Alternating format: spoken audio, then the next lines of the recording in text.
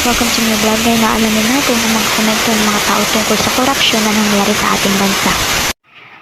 Tuwing bumubuhos ang ulan, sino nga ba ang tunay na lumulubog? Hindi lang kalsada, hindi lang kabahayan, kundi tayong mga mamamayan. Pero bakit nga ba kahit bilyon-bilyon ang inilaan sa flood control, baha pa rin ang problema? Hindi lang pera ang ninanakaw, buhay at kinabukasan din. Alam nating halahat, bawat malakas na ulan, baha agad. Pero bakit walang pagbabago kahit bilyon-bilyon ang budget natin sa flood control? Totoo, ang dami ng proyekto sa bayan. Pero bakit lumog pa rin? Pero saan napupunta ang pondo? May ilan talagang opisyal na kumikita sa dapat para sa proyekto, para sa mga tao.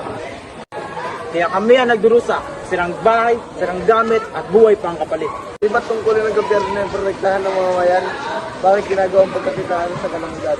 Transparency, tamang monitoring at panahon.